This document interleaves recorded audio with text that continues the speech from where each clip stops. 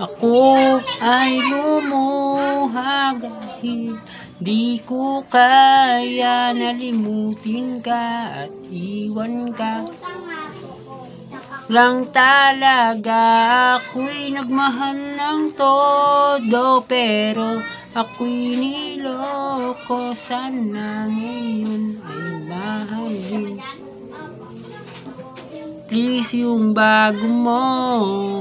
Yun, shoutout nga pala dyan sa mga iniwan.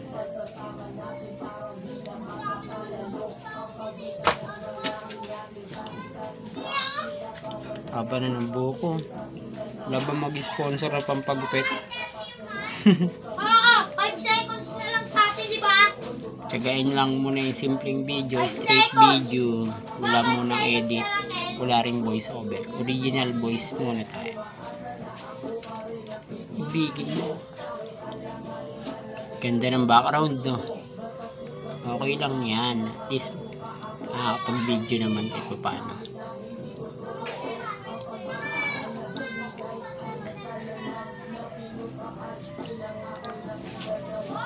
Harap ng may kapal ay lumuha dahil di ko kaya nalimutin ka at iwan ka lang talaga. Ako'y nagmahal ng todo, pero ako'y niloko. Sana ngayon ay mahalin at huwag mong lokohin, please, yung bago mo.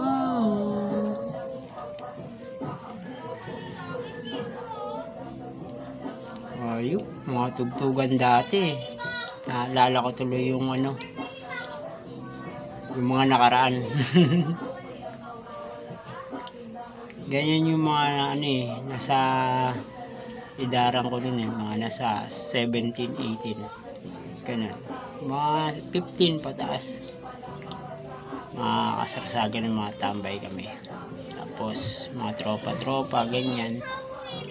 Mga jeb-jeb, uso kasi clan nun Ayan. Naalala ko tuloy yung mga clan nun. Mga kalokohan.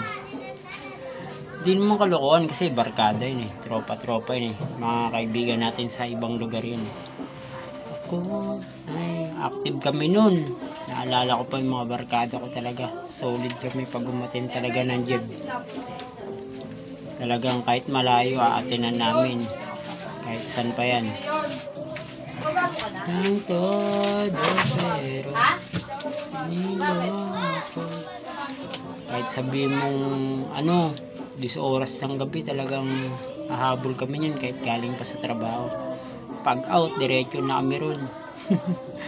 Matik yan. Naalala ko si Brad Dennis, paring Elmer, tapos si Brad Lorimer, and lagi mga kasama ko sa jib tapos si Brad Bebe, paring Mark Jim, yan, Brad Rio, yung mga kasama ko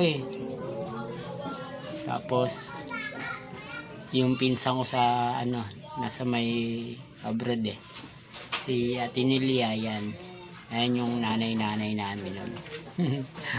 yung mga matitikas ng mga planista, talagang baragan. Mga war zone. Talagang talagang pag may nakaaway yung isa sa GM, talagang baragan, talaga kampiyan. Yan, mga kasama ko talaga sabay-sabay kami umati ng jeb. Lunch na kayo. Hanggang dito lang. Maraming salamat. Like, share, comment, and subscribe, and follow.